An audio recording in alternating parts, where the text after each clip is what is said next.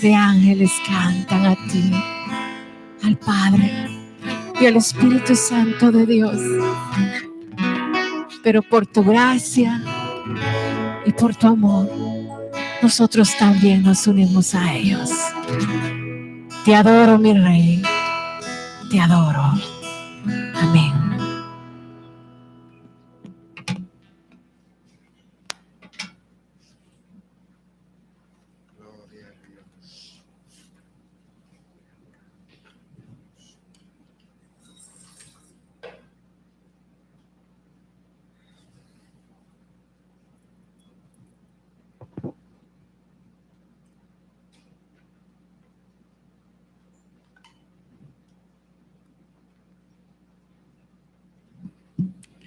Gracias, Señor amado, en este día por tu misericordia, gracias por tu fidelidad, por darnos la oportunidad una vez más, y gracias, Señor amado, por permitirnos estar aquí en tu casa en este día y poder, Señor amado, adorarte, exaltarte, bendecir tu bello nombre con las alabanzas, con los instrumentos, con nuestras voces, con nuestras manos.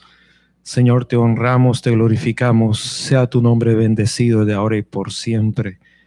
Dios eterno, te rogamos, Señor eterno, Dios amado, que nos bendigas en la meditación de tu palabra, que traigas tú el alimento, Señor amado, para nuestras vidas, y que tú puedas suplir cada necesidad, Señor, en cada uno de nosotros, de nuestras familias, de nuestras parejas, Señor, de nuestros hijos.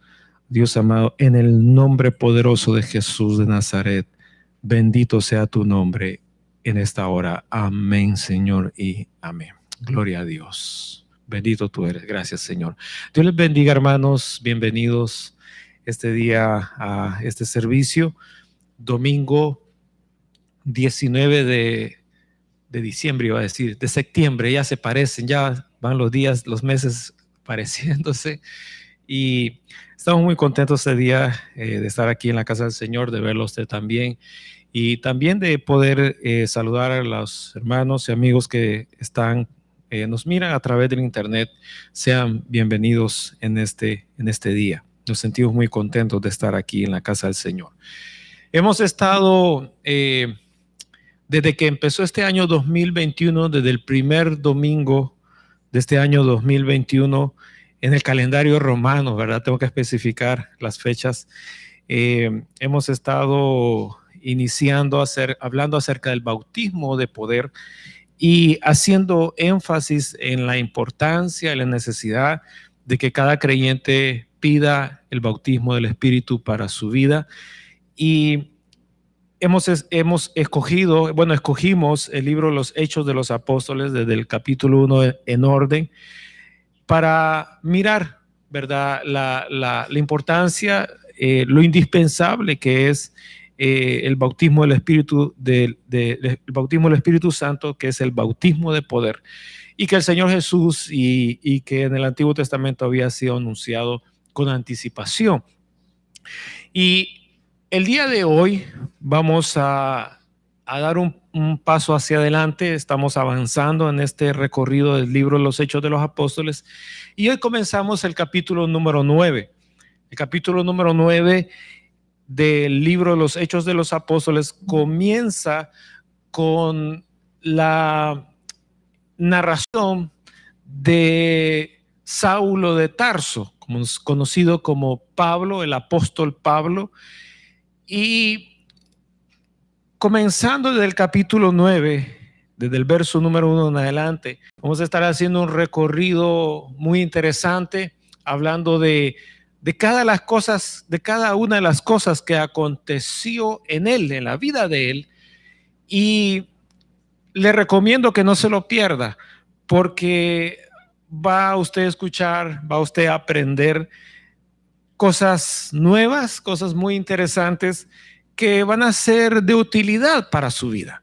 Yo en realidad estoy muy contento de iniciar ahora una nueva etapa en nuestro recorrido del libro de los Hechos de los Apóstoles en el día domingo. Y el día de hoy, hermanos, voy a estar utilizando varios versos de la palabra de Dios porque vamos a iniciar aprendiendo sobre quién era Pablo. ¿Quién era Pablo? Para que nosotros tengamos la idea del calibre de hombre que era él, y así nosotros podamos entender qué fue lo que Dios hizo en la vida de él. Entonces, si nosotros entendemos qué fue lo que Dios hizo en la vida de un hombre del calibre de Pablo, del apóstol Pablo, entonces su fe se va a ampliar un poquito más, y usted, hermanos, va a poder entonces entender muchas cosas que Dios quiere hacer en usted. Entonces, esto va a estar muy interesante, ¿verdad? Voy tomándome mi tiempo, voy despacio, y van a haber cosas muy, pero muy, muy interesantes. Con lo que quiero iniciar el día de hoy, no estoy seguro si en realidad pueda terminarlo este domingo, pero parece que tengo permiso, no sé, parece que hoy vamos a hacer una despedida y tengo permiso de unas horas extras. Pero, hermanos, si no lo termino el siguiente domingo. Pero lo primero que quiero hablar yo de Pablo, del apóstol Pablo, es sobre digámoslo así, quizás no es tan a fondo, pero por lo menos, ¿verdad? Así, con rasgos importantes, de lo que es la biografía del apóstol Pablo. La biografía antes que Dios lo escogiera y él se convirtiera a él. Antes. Eso que era él antes de venir al Señor, quiero yo empezar a hablar acerca de él. Sobre eso que voy a hablar, sobre la vida de Pablo antes que él viniera al Señor, posiblemente no lo termine el domingo, este domingo, lo continúo el siguiente domingo. Y vamos a leer entonces, hermano, el libro de los Hechos de los Apóstoles, capítulo número 9, verso número 1 en adelante.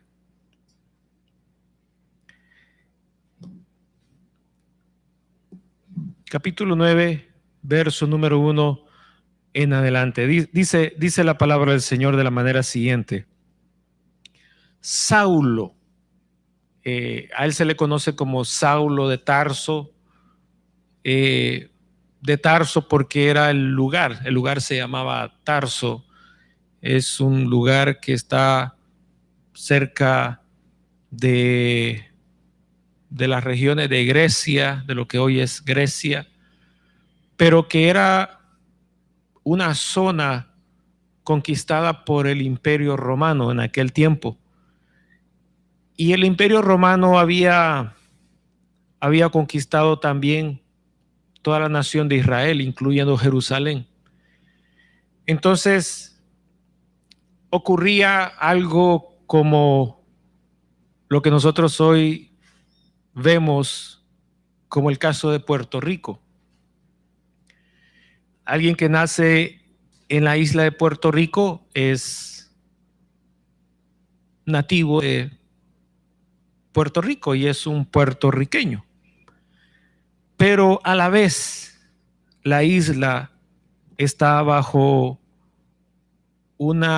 tiene una relación con los Estados Unidos de América, y entonces, aparte de que es puertorriqueño esa persona, también es ciudadano estadounidense. Van dos ahí, ¿verdad? Dos en uno. Lo mismo le pasó a Pablo. Pablo nació en su sangre genética venía de Israel, porque su padre era israelita y venían ellos de una de las tribus de Israel, de la tribu de Benjamín, para ser más específico. Pero genéticamente él es israelita, ¿verdad? Es israelita, pero territorialmente o geográficamente, él nace en una región dominada por el Imperio Romano. Entonces él adopta la ciudadanía, aparte de la ciudadanía israelita, o siendo él un judío, ahora él adopta la ciudadanía romana. Pero como había también influencia en aquel tiempo de los griegos, él hablaba hebreo, el idioma que hablan los judíos, hablaba romano, el latín, el latín es el idioma de los romanos, y culturalmente, ¿verdad? Socialmente, el idioma que predominaba en esas regiones era el idioma griego, y también hablaba en griego. Por lo menos esos tres idiomas sabemos por testimonio de las escrituras, referencias de las escrituras, que él hablaba esos tres idiomas. Posiblemente él hablaba otros idiomas adicionales, pero no aparecen por acá. Por lo menos esos tres sí aparecen en la Biblia. Y por esa razón de que el Nuevo Testamento, fíjese, el Antiguo Testamento fue, hermanos, escrito en hebreo, ¿verdad? Generalmente fue escrito, digámoslo así, en hebreo. Habían otros idiomas ahí un poco mezclados, pero digamos, fue escrito en hebreo por los judíos. Dios les habló a ellos en el idioma hebreo, y en el mismo idioma ellos lo escribieron. Entonces, ellos sabían, ¿verdad? Cuando Dios hablaba, la intención, ¿verdad? La intención en el hebreo, y ellos lo escribían y lo entendían. Ahora, nosotros, si leemos el hebreo, nos rascaríamos la cabecita un poco y diríamos, ¿y esto qué está queriendo decir? No lo entendemos. Porque el idioma cambia al transcurrir los años, los siglos. El idioma va, hermanos, cambiando. En el caso de nosotros, los que somos, que hablamos el idioma castellano, ¿verdad? El idioma castellano, que allá en España, ¿verdad?, hablan varios idiomas, pero sucedió que llegaron al reinado una pareja, dos esposos de reyes. Uno, él hablaba otro idioma, se me ha olvidado en este momento, pero la esposa hablaba un idioma de donde ella venía, que era de Castilla. Entonces, como el esposo era humilde, como muchos de los esposos que estamos aquí y que nos miran a través del internet, le dijo a la esposa, los dos hablamos idiomas diferentes en nuestro reinado, pero nuestro reino tiene que tener un solo lenguaje. Y le dijo el esposo bien amorosamente a su esposa, mi vida, mi cielo, te doy la oportunidad para que tú impongas humildemente, bajo mi permiso, ¿quién se cree eso?, que tu idioma que viene de Castilla se hable en todo mi reinado. Y la esposa, rogada por su esposo, se sintió forzada a obedecerle y le dijo, así mismo será. Y entonces, por influencia de ella, que hablaba de Castilla, el castellano, porque viene de una región de España que se llama Castilla, entonces se empezó a hablar el idioma castellano. Entonces, de ahí, ¿verdad?, las otras naciones del mundo que no saben lo que ocurrió internamente en España, dicen erróneamente, en España todos hablan castellano o todos hablan español. No es cierto. Entonces, de allí, ¿verdad?, el idioma castellano tiene una organización que se llama ¿cómo se llama? Se llama Academia Real del Castellano. Allí ellos dicen, esta palabra sí existe y esta palabra no existe. Ellos dicen, esta palabra significa tal cosa, y ellos con el tiempo, con los siglos, ellos pueden decir, ahora esta palabra ya no va a significar lo que significaba un siglo atrás, ahora va a significar esto, lo que decimos ahora. Y ellos son la ley, los que regulan el idioma castellano, ¿verdad? Digámoslo así, mundialmente. Ahora, pero nosotros en nuestros países hablamos como queremos. Y a mí qué me importa la Real Academia Española. Y no me importa quién está sentado juzgando y diciendo esta palabra así y esta palabra así. Yo me invento una palabra y así se queda. Y nosotros así hablamos. De manera que de un país hispano o de otra región decimos palabras que nos quedamos diciendo, ¿y qué me está queriendo decir? Entonces, porque nosotros no tenemos no seguimos las reglas de la Real Academia, ¿verdad? Española. Pero si usted se va a un centro educativo, allí lo van a forzar, como me forzaron a mí, a que tiene que hablar como se habla en la Real Academia Española. Entonces, ¿verdad? Eso es asunto de idiomas. Los hebreos también tienen su manera como ellos estructuran su idioma. Los griegos y el idioma va cambiando con el tiempo y las edades y va cambiando. Pero, volviendo a la historia de Pablo, Pablo era un hombre que por lo menos los 3 idiomas los hablaba y que tenía 2 nacionalidades. La nacionalidad romana, ¿verdad? Y la nacionalidad genéticamente hablando judía. Pablo por allá, ¿verdad? Algunos historiadores, no me lo crean, dicen, ¿verdad? Que Pablo era un personaje de mucho dinero, era rico, sus padres eran ricos y que ellos habían dado al Imperio Romano y le habían dado dinero para que los hicieran ciudadanos romanos a ellos. Es como nosotros que estamos aquí en este país de los Estados Unidos. Para nosotros tener la ciudadanía americana es parte de un sueño, parte de nuestro sueño. ¿Por qué? Por muchas razones. Entonces, Pablo, ¿verdad? La familia de él, el padre de él, porque Pablo habla de su padre, hace mención de su padre en las epístolas. Pablo, que estaba viviendo en un lugar donde el imperio romano tenía el dominio, era beneficioso entonces ser un ciudadano romano. Entonces de ahí, ¿verdad? Él, viene la historia, él tenía 2 ciudadanías por lo menos, ¿verdad? Vemos en las escrituras que eso era lo que pasaba en él. Aparte de eso, ¿verdad? Por ser él judío, era un hombre, oiga esta palabra, religioso. Y vamos a hablar de la religión este día. Porque yo quiero, hermanos, que usted aprenda lo siguiente. Hoy en día, la palabra religión es una palabra que está en boca de todos.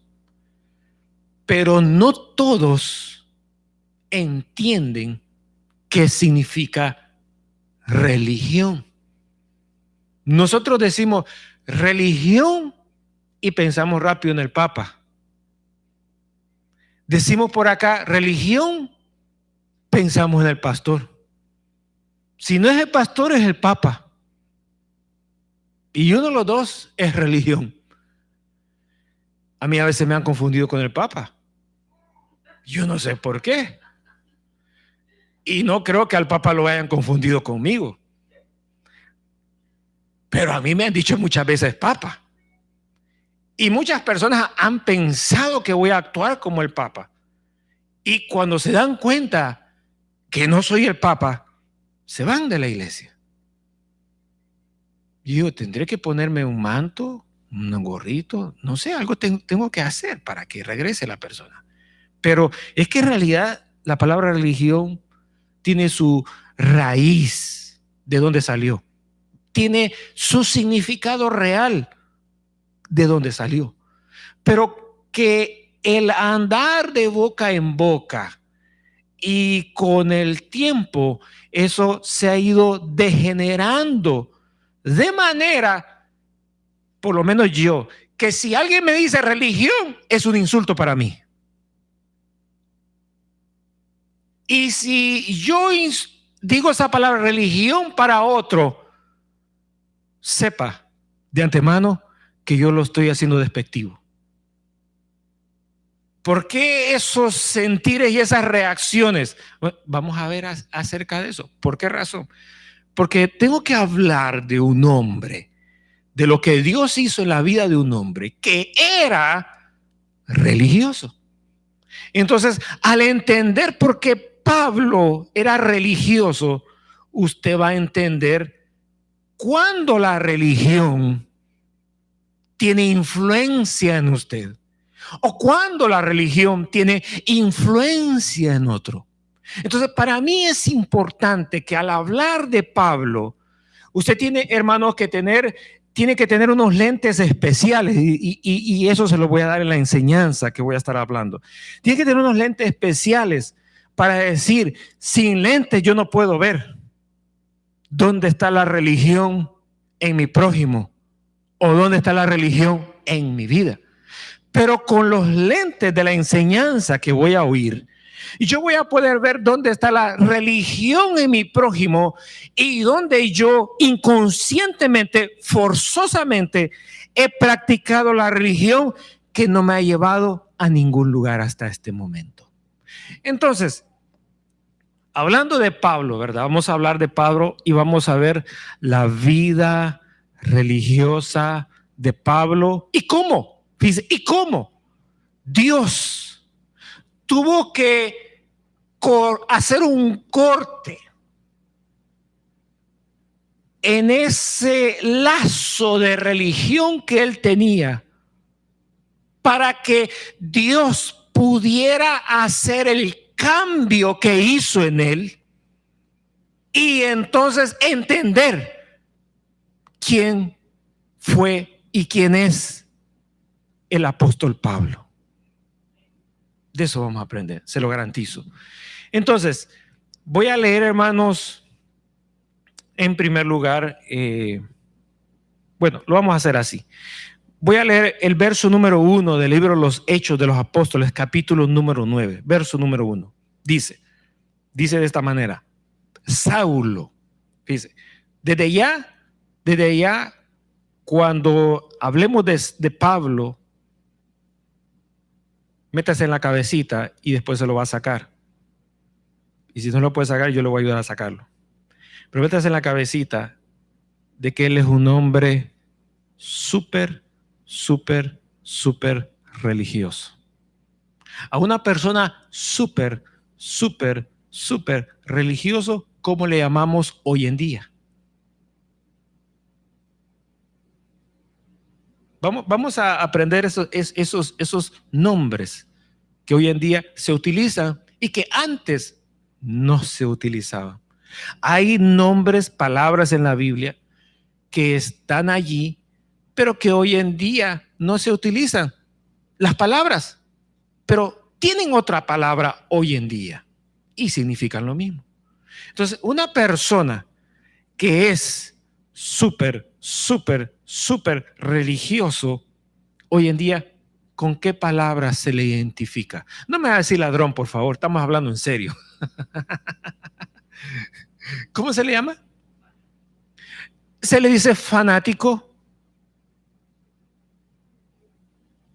Pero la palabra fanático es una palabra ofensiva. Pero usted me dice a mí, el hermano es fanático de estar en el templo, me está ofendiendo.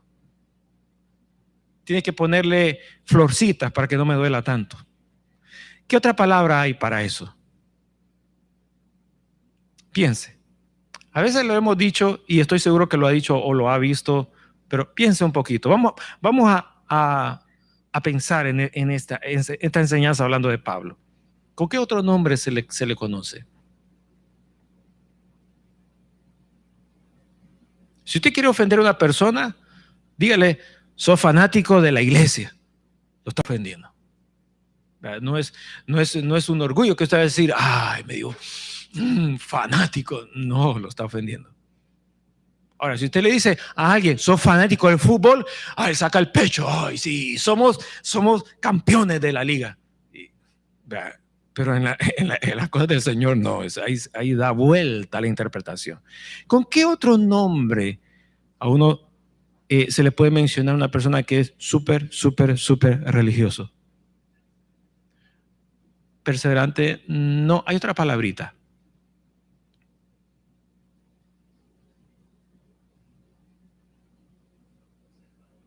Observador es una palabra también que aplica, pero hay un nombre.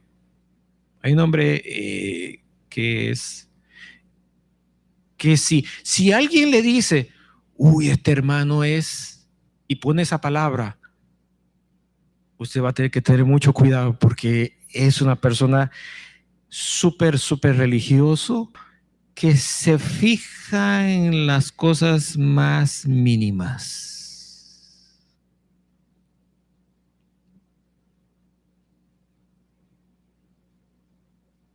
Piense. ¿Cómo? Observativo. Conservativo es una palabra, ¿verdad? Todavía hay una palabrita más fuerte, arribita. Si alguien le dice, mire, este hermano es muy conservativo de la iglesia, y, de veras, sí, tiene 20 años de estar acá. Wow. Pero hay una palabrita todavía más arriba. Incluso, ¿verdad? Para ayudarle, hay unos que dicen, este hermano es bien legalista. Cuando le digan así, este hermano es bien legalista, quiere decir que esa persona se fija en las cositas más mínimas. Pero hay una palabrita todavía más fuerte arriba de legalismo, de legalista. Y que viene siendo una palabra, ¿cómo? Perfeccionista. Es otra palabra también que está ahí a la par de legalista. Le doy una pista, es una palabra que comienza con la letra O. Ya la mencionaron por acá. Y que por allí en la letra aparece una X. En esa frase aparece una X. Obsesión, ¿verdad? La obsesión está más del lado malo que del lado bueno, ¿verdad? Y en la cual el Señor suena un poco controversial la palabra y no se ajusta mucho, no se acopla mucho a lo bueno, aunque anda por ahí cerca. ¿Cómo? Obsesionado, es la misma palabra, obsesión, obsesionado, la misma palabra. Pero obsesionado no lleva X. ¿Y dónde se la pusieron? Ustedes son de la Real Academia que cambian las palabras a cada rato. No, por favor, la sede está allá en España. Bien. Lleva una T, lleva una D. Ahí está. ¿Cuál es? Ortodoxo. Entonces, Pablo, ¿verdad? Era una de esas personas. Cuando dice ortodoxo, es una persona que se apega, ¿verdad? A todos los requerimientos al pie de la letra. Un legalista, muy observante, conservativo, y esa palabra ortodoxo lo encierra todo. Es una terminología muy profesional de los últimos tiempos. Y Pablo era uno de esos hombres. Entonces, cuando hablemos de Pablo, en su cabecita usted ya tiene su cerebrito, sus imágenes, ¿verdad? Pensando, Pablo, un hombre religioso sumamente ortodoxo. Quizás de los que estamos aquí o de los que nos miran a través del internet, no haya alguien quizás con ese calibre. Si lo hay, bueno. Si no lo hay, bueno, también estamos aprendiendo. Entonces, verso número 1, Saulo. Dice, un hombre, a ver, perdóneme la interrupción nuevamente. Un paréntesis pequeñito. Pablo era un hombre ortodoxo ¿en qué? ¿Un hombre legalista en qué? ¿Perdón? En las cosas de Dios, en la palabra de Dios, en los mandamientos de Dios. Fíjese, cuando usted mira a una persona así, ¿qué usted piensa? Yo tengo una manera de pensar. Yo diría, esa es una Biblia andando. Yo le digo, ¿qué dice Ezequiel 3:4? Me lo dice de memoria, como una computadora. Ahora, si usted ve a un hombre sumamente conocedor, experimentado con la Biblia en la cabeza, ese era Pablo. Dice, ese era Pablo. Ahora, hoy sí voy a leer. Respirando aún amenaza y muerte contra los discípulos del Señor. Discúlpeme, ¿usted ve algo raro en esa lectura después que hemos hablado algunos datos biográficos de la vida de Pablo? ¿Ve usted algo raro ahí? ¿O usted va a decir, no, yo lo veo todos los días en la iglesia y para mí es normal? ¿Ve usted algo raro? Un hombre ortodoxo, conocedor de la palabra de Dios, practicante de la palabra de Dios, por herencia de su familia, de su papá y de él, y que la Biblia comience diciendo el estilo como él vivía en privado y en público, diciendo, Pablo, Saulo, respirando amenazas y muerte contra los discípulos del Señor. A ver, puede usted, si a usted lo pusieran a pasar al frente, a actuar, y le dicen a usted, actúe como dice el verso número 1, respirando aún amenazas y muerte contra los discípulos. A ver, hágale. ¿Cómo le haría a usted? No le va a hacer como un gatito, ¿va? Miau, miau, y sacando la lengüita. ¿Cómo le haría? Aquí está de santito. A ver, ¿cómo le hace en la casa, pues? Cuando ruge y su rugido atraviesa las ventanas y llega hasta el vecino y los vecinos dicen, agáchate.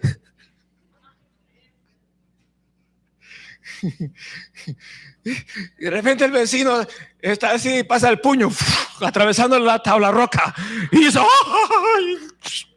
Y dice el vecino, Dios le bendiga. Por poquito te doy, vecino, le dice. Manda a poner ladrillo de concreto entre nuestras paredes porque es peligroso. El original griego del el Nuevo Testamento, por lo que yo mencioné, la influencia del idioma griego, el Nuevo Testamento no se escribió en hebreo por los judíos, sino que se escribió en griego. Entonces, el griego dice aquí, cuando habla muerte contra los discípulos, fíjese, esa es una cosa, amenazas contra los discípulos. Cuando usted se enoja, ¿cómo le hace? Primero se infla como sapo, ¿va? Y como dice mi esposa, se le hacen los ojos como sapo en la polvazón, se le abren. Y luego le hace como Luca.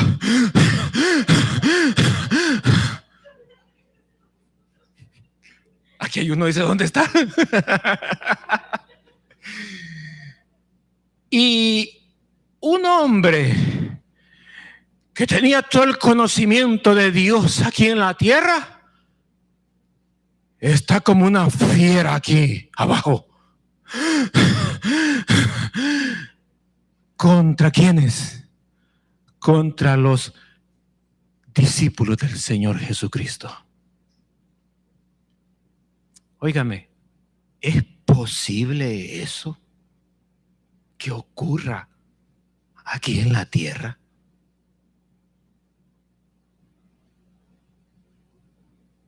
¿Es posible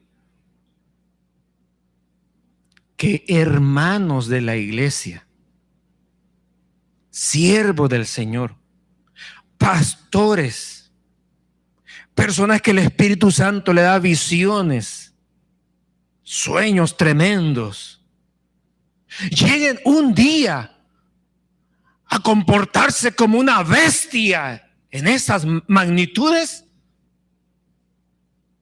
Pregunto, ¿es eso posible?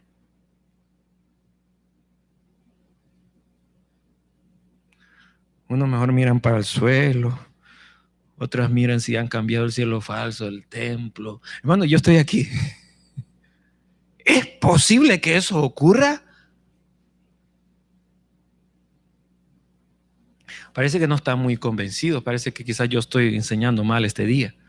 Pero pregunto, hermano, ¿es posible que ocurra esas dos caras, digámoslo así, pues, dos caras en una misma persona?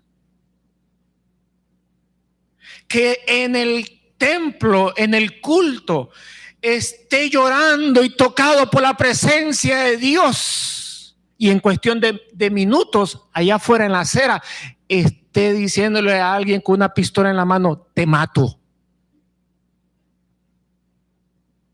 ¿Es posible eso? No los veo muy convencidos. Yo quiero que usted esté convencido. ¿Es eso posible, hermanos? Ya los iba a pasar al frente para que lo vieran los que están por internet, pero ya ustedes respondieron firmemente diciendo: sí, es cierto, es posible. Que no nos ha pasado a nosotros es otra cosa.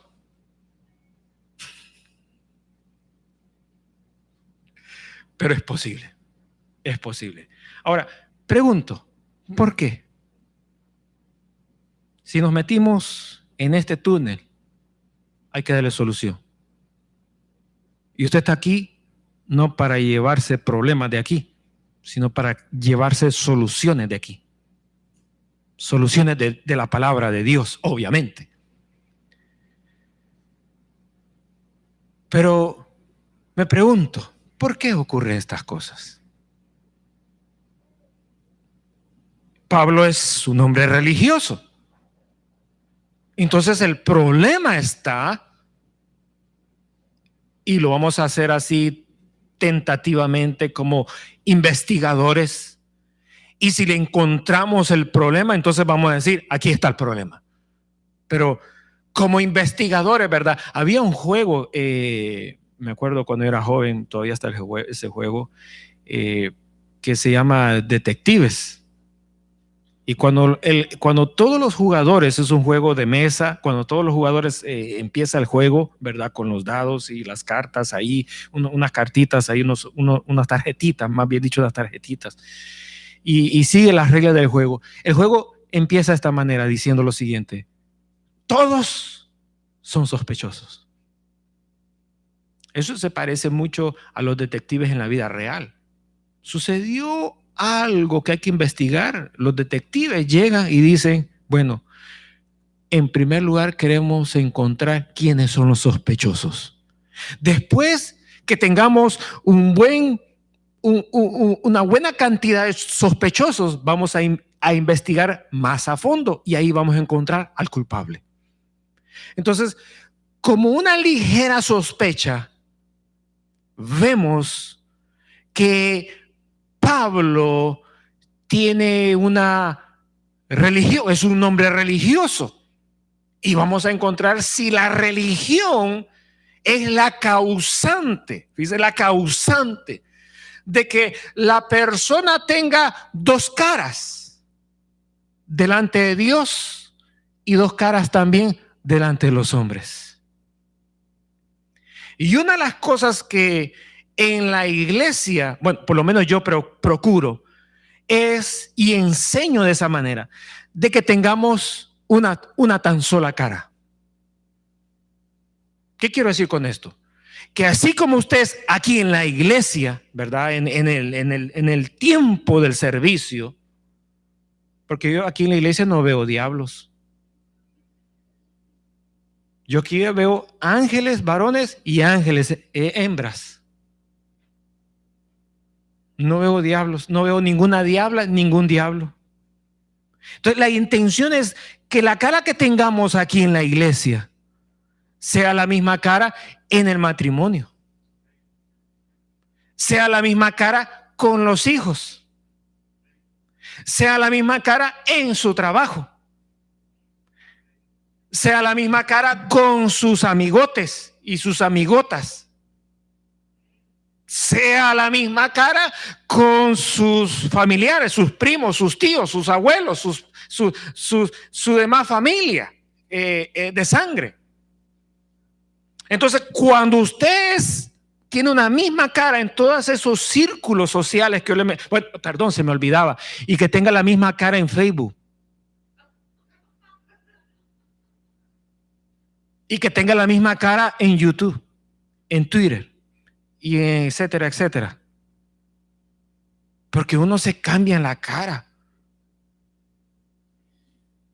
Aparecen barrosos por un lado y la otra cara tiene un cutis, Dios mío.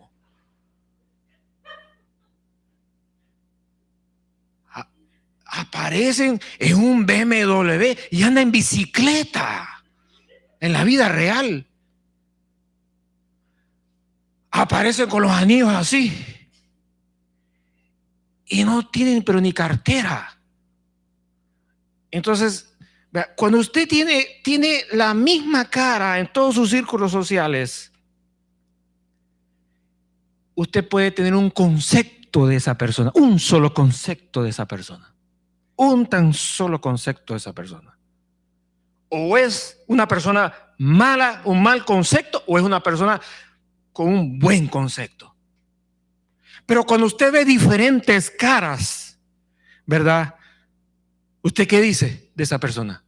Este no es ni piña, ni melocotón, ni mango, ni nada. Usted tendrá sus propias maneras de expresarse. Y usted no va a ver una persona estable, firme, segura, ni madura en esa persona. Y usted no va a poder confiar en lo absoluto en ese individuo o en esa mujer. Cuando usted tenga algo muy serio, algo que requiere mucha madurez, es la persona a la que menos usted va a ir a buscar en un tiempo de necesidad. Ahora, si a usted no le importa hormiga, león, rata, culebra, pájaro, pues usted va a dar el primer pelada que se le atraviese y vení para acá, te voy a contar algo que me pasó en mi vida. Pero, fíjese, hay un problema cuando nosotros comenzamos en la vida cristiana y cuando nosotros avanzamos en la vida cristiana y cuando nosotros tenemos años, muchos años en la vida cristiana. Hay un problema y el problema es de que por estar en esta carne, en esta humanidad, es bien fácil que a usted se le peguen otras caras en su vida y que usted tenga diferentes estilos de comportamiento según el grupo con el que usted esté en ese momento. Usted está sentado en un bar hablando sucio y ebrio, embriagándose con sus amigos en la mesa, y de repente aparece una llamada al teléfono y dice: Pastor Roberto. Usted contesta y le dice al amigo: disculpe, voy a hablar, tengo una llamada importante. Le contesta: aló, pastor, Dios le bendiga. ¿Y cómo está? Yo siempre pregunto: ¿cómo está? Y me dice usted: bendecido. Pero no me dice con todos los amigotes y todo el guaro que tiene, el licor, el alcohol ahí encima. Y que de ese bar va al otro y al otro, y ahí se va al hotel 5 estrellas, Dios mío. Yo estuve uno de 3 y no me gustó. Y entonces usted tiene 2 caras allí. Y le habla a la esposa y le dice, ¿dónde estás? Sudando. Oh, estás trabajando, pues te dejo. Sí, hablamos después. Pero está sudando del alcohol que se ha metido. 3 caras, ¿verdad? Y la esposa es pensando en el overtime, pensando, me va a traer $400 extra, ya sé los zapatos que me voy a comprar. Y se mira, sueñan con el abrigo que viene para el frío. Uy, voy a estrenar un piel de no sé qué, de tigre, de león. Y me lo voy a enseñar a los hermanos. Mire, mi esposo cómo trabaja. Y trabaja duro. Nada, que se lo gastó por allá con los amigos y ahora tiene que ir, sacar una tarjeta de crédito y comprar el abrigo a la esposa que le había prometido. Entonces, resulta, ¿verdad?, que eso es un problema para todos en la iglesia. A mí, yo no he salido de ese problema. Y usted está en la banca diciendo, qué alivio, pastor, con lo que dijo. Es un problema de humanos. Que es bien fácil que nosotros caigamos en 2, 3, 4, 5 caras. Y a veces, en nuestra casa, nos juzga. Y nos dice, debías de decir al pastor lo hipócrita que tú eres. Y en mi casa me dice, debías decirle a la iglesia lo hipócrita que tú eres. Ni yo me salvo. Y ni usted se salva. ¿Por qué razón? Porque como yo y como usted, estamos en el mismo terreno. Él viene aquí a nosotros, a votarlo a usted y a votarme a mí. Y la misma técnica que ocupó en las escrituras, lo ocupa con usted y lo ocupa conmigo. Aquí yo no soy intocable. Me atrevo a decir que puedo ser el más tocable. Y puedo decir yo que quizás a usted no lo ha tocado como me ha tocado a mí. Porque yo me paro al frente y tengo que enseñarle a usted. Pero el hecho de que me pare enfrente y le enseñe a usted no significa que soy intocable y que estoy por encima de todos. Que sí he sido triturado en las pruebas, es cierto. Y que Dios me ha enseñado a las buenas y a las malas, como decía mi mamá, es cierto. Y que por su misericordia me tiene aquí bien paradito con mi esposa y mi hija que me acompaña, es cierto.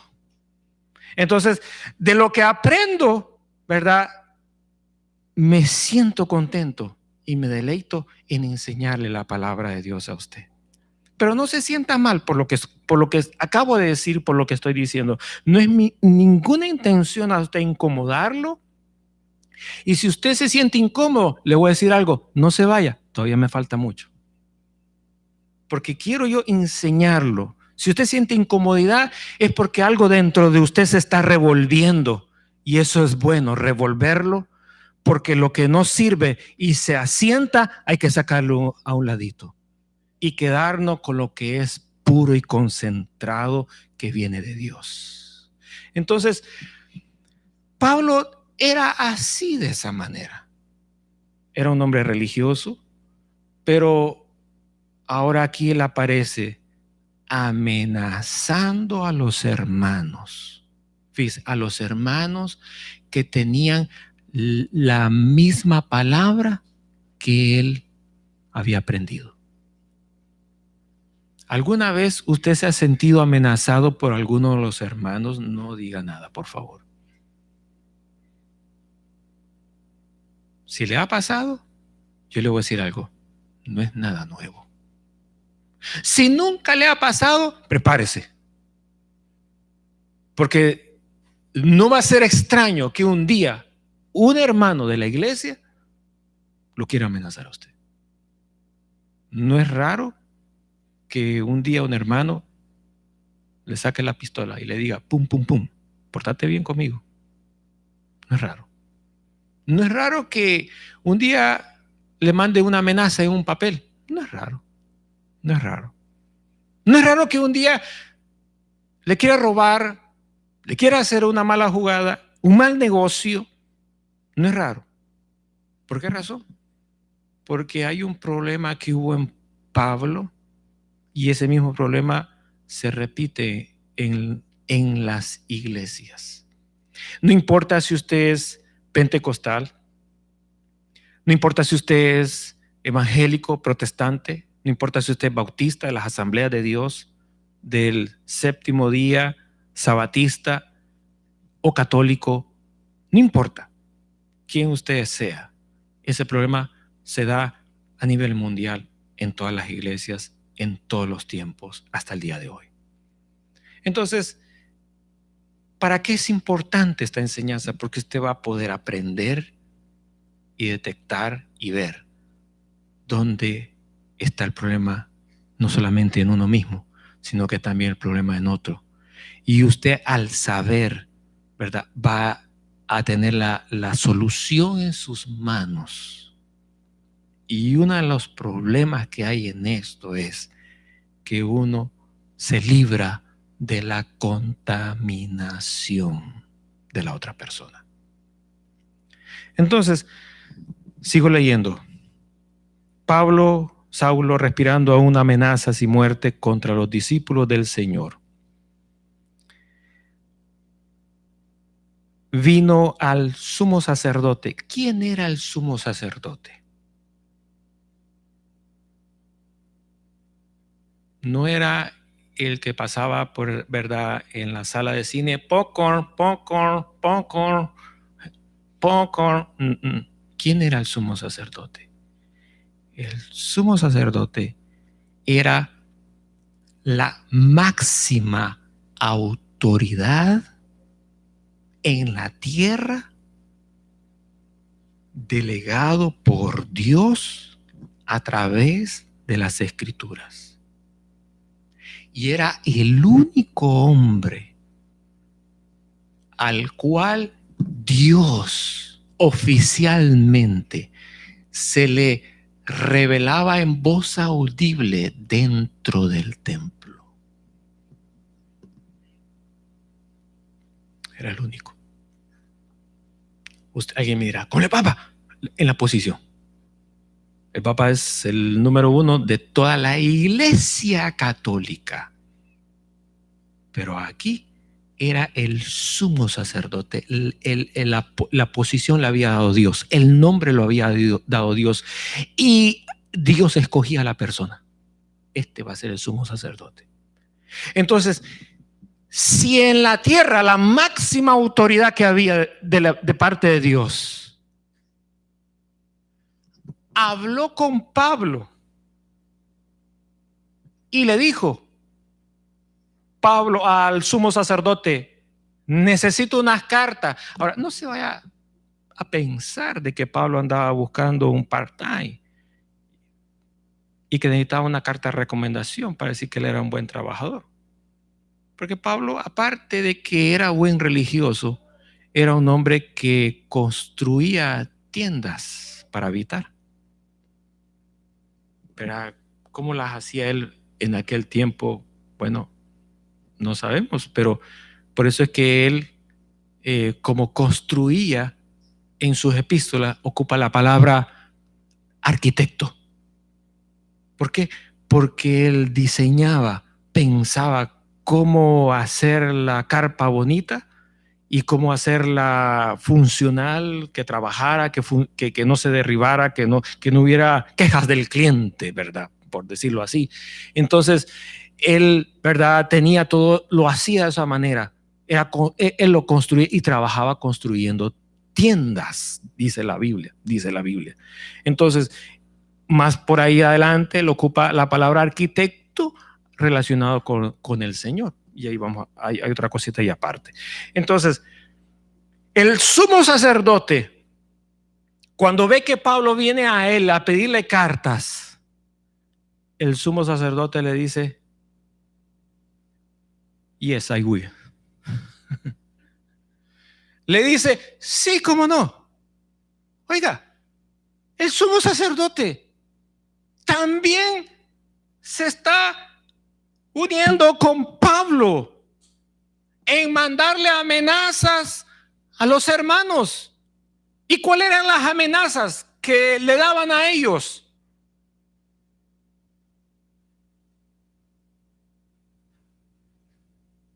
¿Cuáles eran las amenazas que ellos hacían?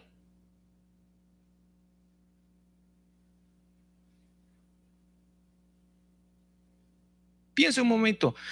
¿Cuáles eran las amenazas que ellos le hacían a los hermanos? Sí, amenazas a los hermanos. ¿Cuáles eran las amenazas que Pablo le hacía a los hermanos?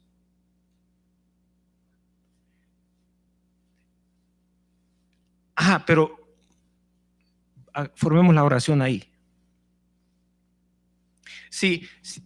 Digamos, si usted está trabajando en un lugar, bueno, hagámoslo así mejor, hagámoslo así. Usted está pescando en un río. Está pescando, usted ya constantemente a pescar ese río. Y alguien que se siente dueño de ese pedazo, de ese río, se le acerca a usted. Y para que usted no vuelva a pescar otra vez ahí, esa persona le hace una amenaza a usted. ¿Cómo se la haría? ¿Cómo se la haría? No va a llegar y le va a decir, mira, te vuelvo a ver otra vez aquí pescando, te voy a dar una tarjeta de Amazon.com de $20. ¿Cómo lo amenazaría usted?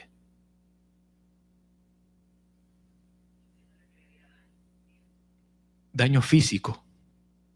Y como dijo el hermano, que puede llegar hasta la muerte. Entonces, ¿cómo amenazaba Pablo a los discípulos de Jesús? ¿Cuál era el problema entre Pablo y los discípulos de Jesús? Vámonos ahí. ¿Cuál era el problema que había entre Pablo y los discípulos de Jesús? ¿Será que Pablo era de un equipo de fútbol y los discípulos del Señor eran del otro equipo de fútbol y jugaron los dos equipos y uno le ganó al otro y ganó el campeonato y dijeron, no fue gol, fue penalti? Y se agarraron ahí y ese era el pleito. ¿Cuál era el problema entre Pablo y los discípulos de Jesús?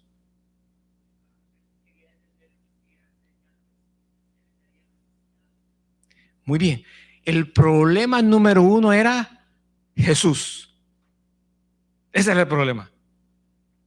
Usted tiene problemas por venir a esta iglesia. Le van a decir a usted, deja de estar oyendo a ese hombre que está al frente. Si es mujer, le van a decir, ¿qué ves en ese hombre para ir al culto todos los domingos? Si es mujer, perdón, me equivoqué. El cassette lo retrocedo. Si es mujer, le va a decir, ¿qué ves en ese hombre para ir todos los domingos al culto?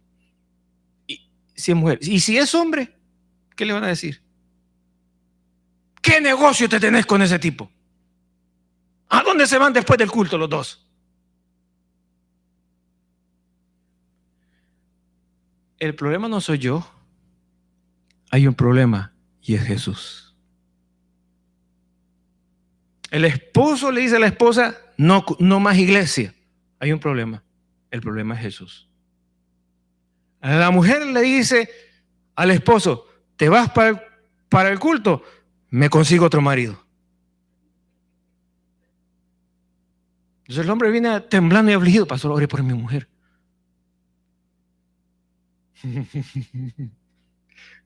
Viene amenazado a la iglesia. ¿Sabe cuál es el problema? El problema es Jesús. Pablo tenía un problema con los discípulos.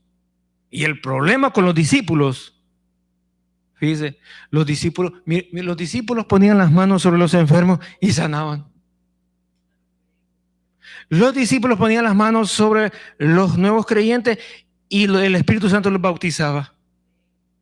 Los discípulos oraban por los muertos y resucitaban. Los discípulos, hermanos, le hablaban al que ponían la mano, le hablaban al endemoniado y el demonio salía de los cuerpos. Los discípulos de Jesús, hermanos, predicaban la palabra y la gente que estaba en los vicios, porque habían vicios en aquel momento, Y ahí está la evidencia en la escritura. Y los vicios, los que tenían quedaban libres de los vicios. Entonces, ¿cuál era el problema? El problema no era el que estaba enfermo y era sanado. Eso no era el problema. El problema era en el nombre que se mencionaba para que el enfermo fuera sanado. Ese nombre era el problema. Y ese nombre era el mismo nombre de uno que estuvo vivo, fue crucificado, fue enterrado y que dicen, entre comillas, que resucitó de la tumba y que fue ascendido a los cielos. Y que todavía dice que va a regresar otra vez por sus hijos. Ese es el problema. El problema no es etcétera, etcétera. El problema es Jesús. Cuando el diablo, hermanos, vio a Jesús, ¿cuál era el problema? No le dijo, tus discípulos es el problema. Tus enseñanzas son el problema. Dijo, el problema eres tú. Cuando Jesús se paró enfrente de los demonios, ¿qué le dijeron los demonios a Jesús? Imagínense. La gente aquí en la tierra dice, no, esos no son demonios, hay que llevarlo del psicólogo. Y si el psicólogo no le atina, 3 ramitos de ruda y 2 rábanos pelados y va a ver cómo sale ese demonio. Pero los mismos demonios dan testimonio que son demonios. Y cuando Jesús se paró enfrente del endemoniado, los demonios hablaron y le dijeron, Jesús, sabemos, ellos saben más que nosotros. Y usted todavía dice, yo no necesito ir al culto, ya no sé. Un cerolazo le vamos a dar para que entienda que el diablo sabe más todavía que nosotros. Y con razón siempre nos ganan las batallas. Y nosotros estamos boqueando, sangrados en el suelo y decimos, no me ha pasado nada, ya, muriéndose ya. Hermano, nosotros tenemos a un Dios todopoderoso. A un Dios, hermano, que nos da la victoria. Si nosotros, hermano, ponemos la parte que nos corresponde. Hay muchos en lugares de perdición que saben que Dios tiene poder y que están esperando que Dios los arrastre del pelo y los traiga y los meta a la iglesia. Y Dios no va a hacer eso de esa manera. Porque con lo que ellos conocen de Dios, suficiente información tienen para venir solitos con sus 2 pies. Pero si no quieren venir, y sí es una amenaza que yo le voy a dar a usted, Dios va a encontrar la manera de cómo traerlo a sus pies. Mi mamá decía, no entendés a las buenas, vas a entender a las malas. Pero lo importante es que al final vas a entender. Y vas a llegar bien apaleado, bien garroteado, bien golpeado por la vida. O sea, no es la mujer, la vida, por las cosas de la vida, pues. Que usted va a decir, hoy de aquí, pero ni arrastrado me salgo de los caminos del Señor.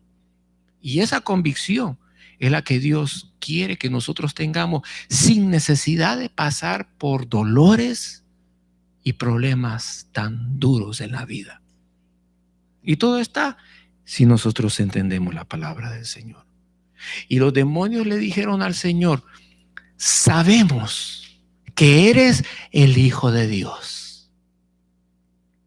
Y aquí en la tierra los licenciados, los doctores, los teólogos, los eruditos, dicen, tenemos duda de que Jesús sea el Hijo de Dios. Pero aquí los demonios, sin ningún título universitario, le dicen a las primeras, eres Jesús, el Hijo del Dios viviente. Y le dijeron los demonios a Jesús, y sabemos a lo que has venido aquí en la tierra. Y la tercera, le dijeron a Jesús: Jesús, ¿qué tú tienes con nosotros? Sabemos. Y le dieron la gran lista. Así que el diablo sabe. Y si nosotros no sabemos, preparémonos para ganar las batallas. Porque, hermanos, los discípulos del Señor, hermanos, tenían un problema. Y el problema era de que no querían que estuvieran usando el nombre de Jesús. ¿Por qué razón? Porque ellos lo habían prohibido. Le pregunto a usted, yo voy a ir terminando, me quedan 2 minutos. ¿A usted le han prohibido algún momento que deje de hablar de Jesús? No. Por eso le digo que ustedes tienen una gran dicha. Porque yo he estado en muchos lugares de mi familia que me han dicho determinantemente: prohibido hablar de Jesús. Y me lo han dicho: si hablas de Jesús, en esta casa no te servimos comida. Y usted sabe, ¿verdad? Cuando el estómago está así como esos pum, pum, pum, esos cohetes que están sonando, pum, pum, pum, y dice: uy, como que ya necesito llenar el tanque. Y a mí me lo dijeron: ay, pastor, pero usted le daban buena comida. No, lo cumplieron. No me dieron de comer. Ah, pastor, pero un día usted lo agarra como ayuno. ¿Qué día? Años. Lo cumplieron. Cuando le dijeron a usted: seguís hablando de Jesús, no te pagamos tus estudios universitarios. Lo cumplieron. Cuando le han dicho a usted alguna vez: deja de hablar de Jesús y te compramos un carro nuevo del año. ¿No se emocionaría usted con un carro nuevo del año? ¿Pagado? ¿Regalado? A usted no le emociona nada de eso, hermano. A mí sí me emocionó. Bueno, no me lo dieron. Que le hayan dicho a usted: seguí hablando de Jesús y te sacamos de la casa. A mí me sacaron. ¿A usted alguna vez le han pegado a puño limpio? ¿Alguna vez le han agarrado una escoba y se la han quebrado? No las que hacen de ahora. Una escoba de aquellos años, de madera buena. ¿No se la han quebrado alguna vez en su espalda diciendo: deja de hablar de Jesús? A mí me la quebraron. ¿Cuál era el problema? ¿Verdad? El pastor bien tranquilo, predicando y sacando su salario, y yo siendo agarroteado en mi casa. ¿Y quién era el problema? ¿El pastor? No. Él estaba económicamente bien bendecido. El que estaba ya siendo garroteado puro era yo. ¿Y quién era el problema entonces? El problema era Jesús, que me lo prohibieron. Y he estado en concilios grandes de iglesias y han hecho cartas y me han dicho en la carta. Mi esposa ha leído las cartas. No una, muchas veces.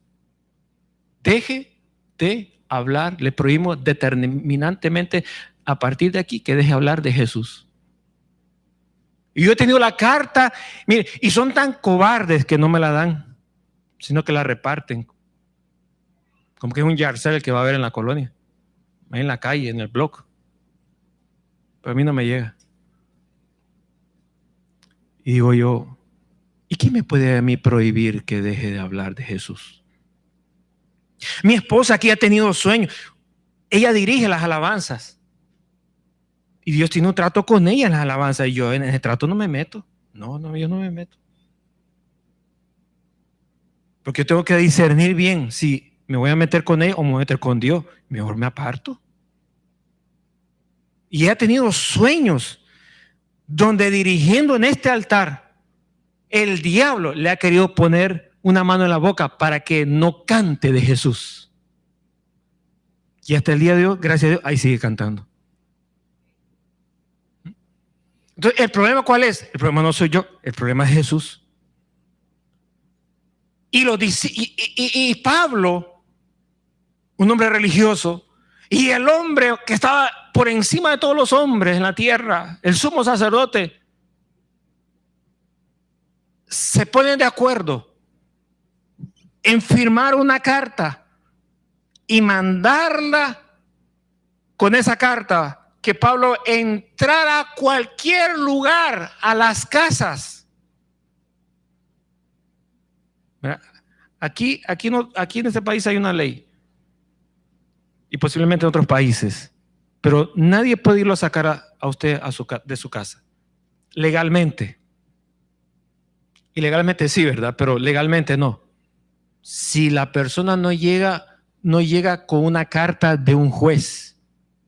Si está la carta del juez, ahí usted tiene que salir como, porque si no sale a la buena, le van a botar la pared y se lo van a agarrar a la fuerza y se lo lleva. Y Pablo tenía esa carta, para que con esa carta Pablo sacara personas, discípulos de Jesús, de las casas, de los centros comerciales, de sus lugares de trabajo, de las escuelas, del templo, de donde fuera posible, sin importar lo que ellos estuvieran haciendo. Él tenía la carta, y la carta le daba autoridad y poder para hacer lo que decía la carta. Ese era Pablo. Ese era Pablo. Y le pidió carta, verso 2, para la sinagoga de Damasco, a fin de que si hallase algunos hombres o mujeres, de este camino, los trajese presos a Jerusalén.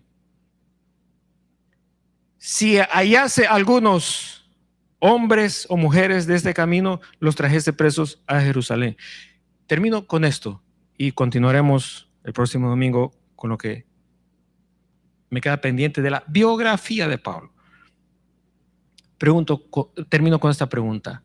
Hermano, ¿qué pasaría si a usted lo condicionan en su relación con Dios? ¿Qué pasaría?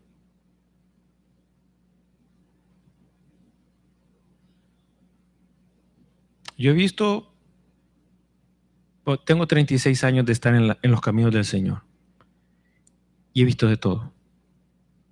Y he visto hermanos que dicen, es mejor que digan, de aquí corrió que de aquí murió. Y muchos se van.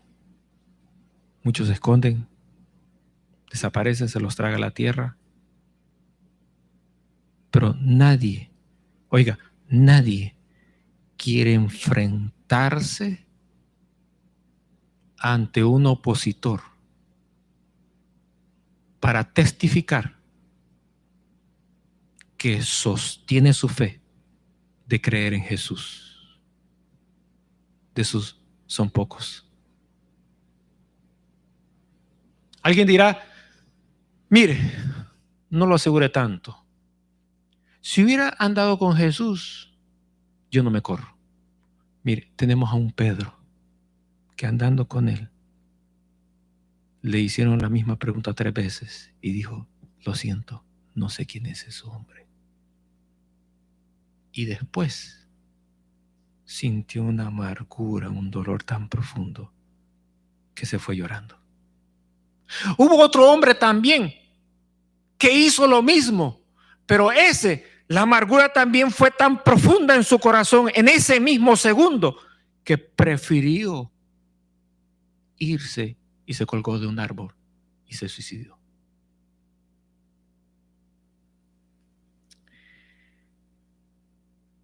Son puntos críticos en la vida que muchas veces nos va a llegar a todos. En algún momento usted le van a decir en su trabajo, ¿me habla usted de Jesús aquí? Ahí mismo queda despedido. Y usted se va a quedar, Dios perdóname, santo Dios. Y nosotros aquí en la tierra lo arreglamos, decimos, si vamos a dar un insulto, decimos, que Dios me perdone, pum, y soltamos la gran palabrota. Y si no pedimos el perdón antes, decimos la palabrota y después decimos, que Dios me perdone. Total, siempre la decimos. ¿Y con qué logramos con eso? No, del pedir perdón como que no demostramos, ¿verdad?, la gentileza con el Señor, sino que lo duplicamos, la maldad que estamos haciendo. Y cuando, hermanos, nosotros tenemos que mantener ese testimonio en nuestra pareja, en nuestro matrimonio, en nuestro hogar. ¿Alguna vez usted le ha dicho a su esposa,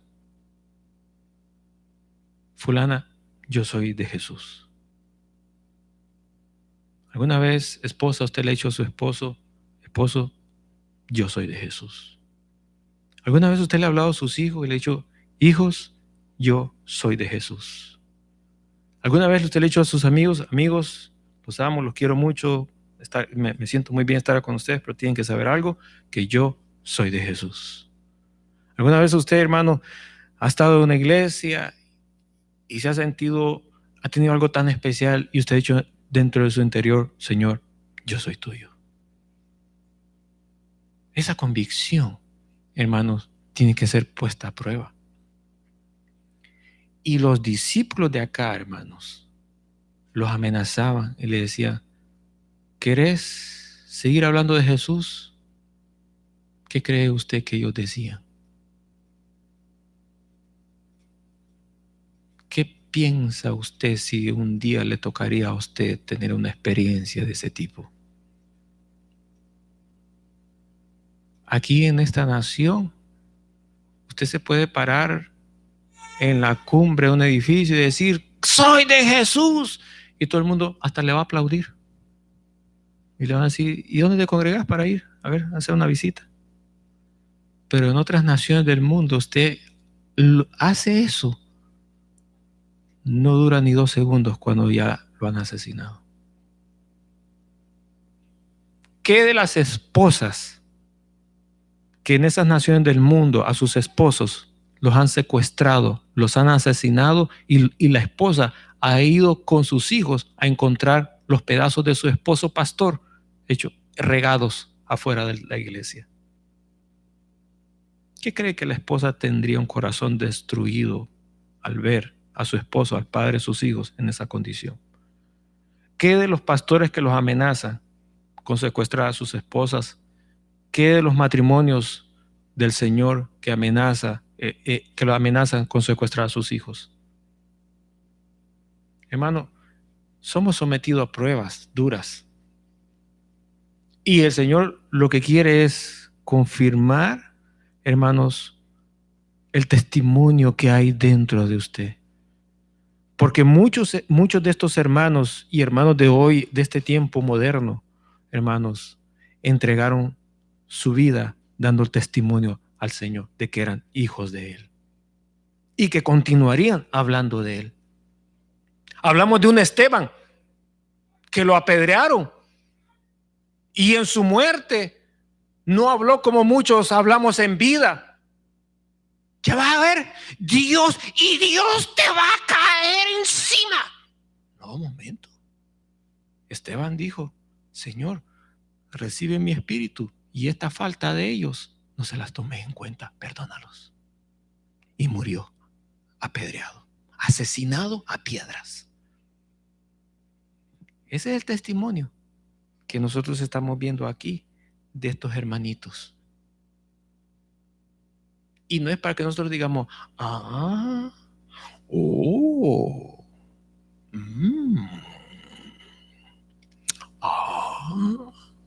no sabía. El pastor ya va a terminar. Dijo que iba a terminar.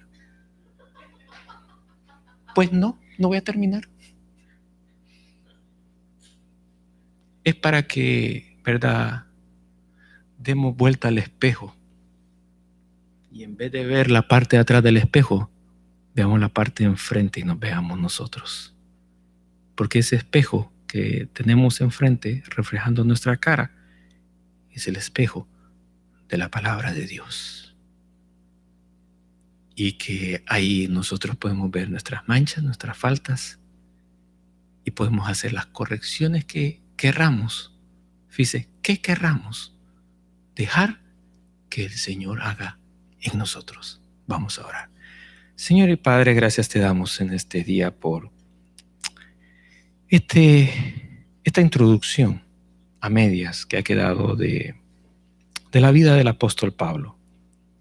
Señor amado, hasta donde hemos compartido el día de hoy, te rogamos que tú utilices estas palabras, sencillas palabras, simples palabras, y toques el corazón y remuevas esos escombros, esos cimientos, esas rocas que están allí por años y que se necesita extraer aquello que ya no funciona delante de ti y poner cimientos nuevos, pensamientos nuevos, sentimientos nuevos, trabajo nuevo, ideas nuevas, para poder comenzar a construir algo que a ti te agrada y que no tiene que ver con lo terrenal de los hombres. Señor eterno, en el nombre poderoso de Jesús, mira, Señor amado, los que estamos aquí también presentes en este templo, como también los que nos miran a través del internet. Posiblemente hayan personas que hayan dicho en el transcurso de esta enseñanza: Señor, hay algo que acabo de descubrir que hay en mi corazón y en mis pensamientos, y que veo que necesitan ser transformados por tu mano poderosa. Señor, a esas personas que han detectado hasta este momento que necesitan que tú hagas algo en sus corazones y en su vida, Señor, queremos orar por ellos.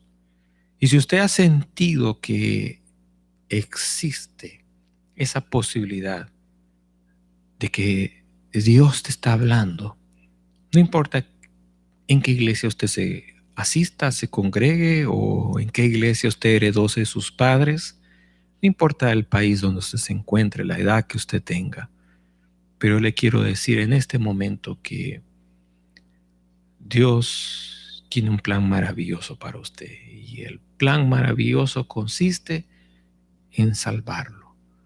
Pero para poder salvarlo, Él quiere que usted le dé el permiso para que Él pueda entrar en su corazón y pueda transformarlo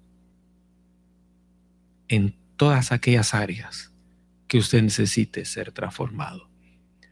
No es que lo va a hacer religioso, no es que lo va a hacer como las personas que usted a lo mejor ha dicho que esas personas andan mal o han dado un mal ejemplo, un mal testimonio.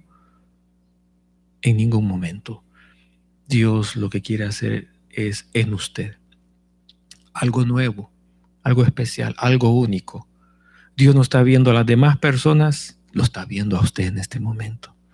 Y está viendo la necesidad que usted tiene, porque este momento es un momento de oportunidad. Una oportunidad donde usted puede tomar una decisión y decirle al Señor: Señor, sí, yo quiero que tú hagas algo en mi vida. Usted puede tomar la decisión y decir: Señor, no lo hagas. Pero yo le invito a que abra las puertas de su corazón, porque es ahí donde Dios quiere trabajar. Quiere trabajar en sus sentimientos, en lo que usted tanto ama, en las heridas del pasado, en las cosas que lo han golpeado, en la tristeza, en el dolor, ahí donde el Señor quiere poner su mano de poder. Y así como los que estamos aquí y muchos que nos miran también, que dijeron: esto ha sido lo mejor que nos ha pasado en la vida, es le digo yo a usted, va a ser lo mejor que va a ocurrir en su vida. El momento donde Jesús pueda venir y lo pueda salvar, lo pueda perdonar y le pueda dar vida eterna. Es la necesidad que usted tiene. Usted tiene un alma que es eterna. Y la Biblia dice que el diablo ha venido a robar, a matar y a destruir, pero dice la Biblia también que Jesús vino a dar vida y vida en abundancia. Y eso es lo que yo le quiero ofrecer. Si usted quiere tomar esa decisión, quiero que haga esta oración conmigo. Y de la misma manera, nosotros creemos que Dios es un Dios de milagros.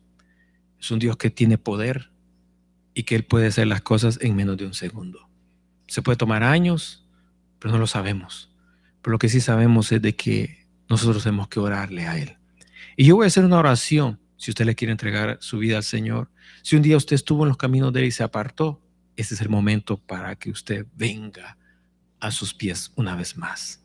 No importa las veces que que lo ha hecho, lo importante es que mientras usted tenga vida, la oportunidad no la desperdicie.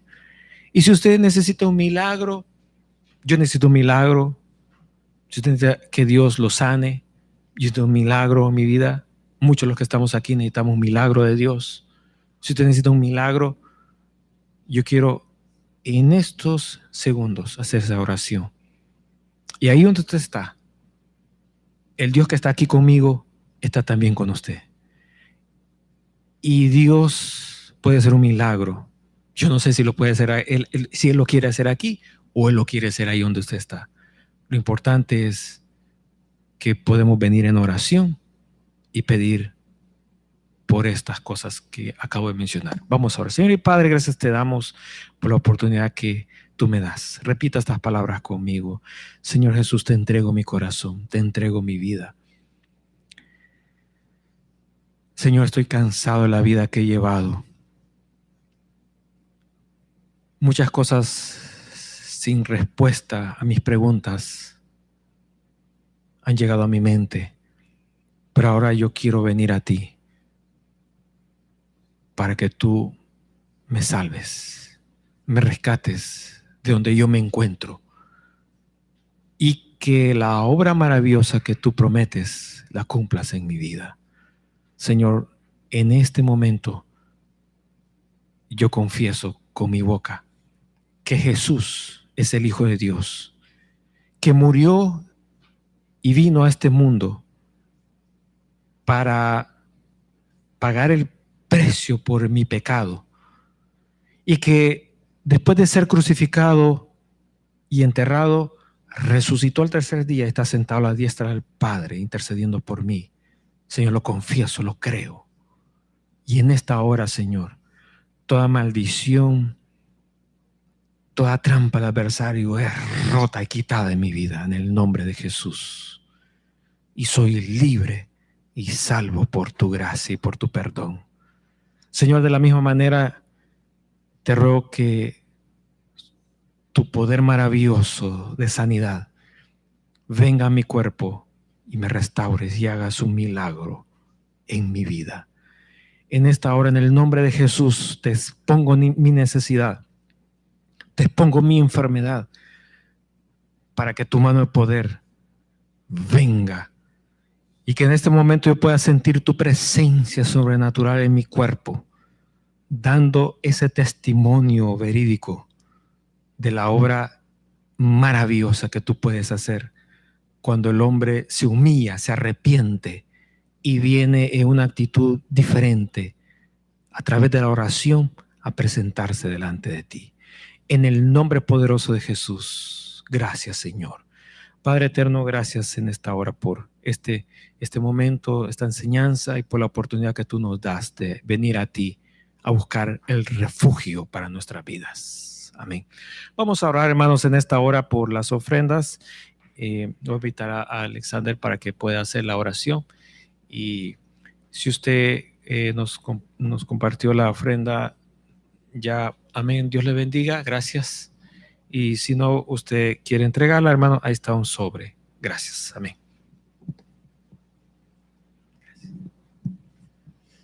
Padre nuestro que estás en los cielos, santificado sea su nombre. Roto su reino, hace un tal como los cielos también en la tierra. Jesús, gracias por otro día que vida, Jesús. Gracias por otro día que estar en tu casa, Jesús. Gracias, Jesús. Gracias, Jesús. Gracias, Jesús. Por este día, Jesús. Sin ti no somos nada, Jesús. Hay personas hoy que amanecen en un hospital, conectados en una máquina, Jesús. Pero como tú los amas, Jesús, y como te amamos a ti, tú los guardaste, Jesús. Gracias, Jesús.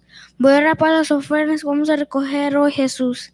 Y voy a orar para los hermanos que están aquí y no están aquí, Jesús. Gracias, Jesús. Amén y amén. Amén. Gloria a Dios. Vamos a orar entonces, hermano, para quedar despedidos en esta hora. Señor y Padre, gracias te damos por la oportunidad que nos diste de estar en tu casa. Gracias por el tiempo, por la oportunidad. Gracias por lo maravilloso que tú vas a estar haciendo a partir de ahora en aquellos que se reconciliaron, que te recibieron, que confesaron y que te abrieron el corazón a ti, Señor. Gracias por aquellos también que están clamando por un milagro en sus vidas. Gracias, Señor amado, porque ese milagro va a ocurrir. Y aunque nuestra fe se debilite, Señor, cuando tú tomas la decisión de hacer un milagro, no hay nadie quien se interponga en el camino.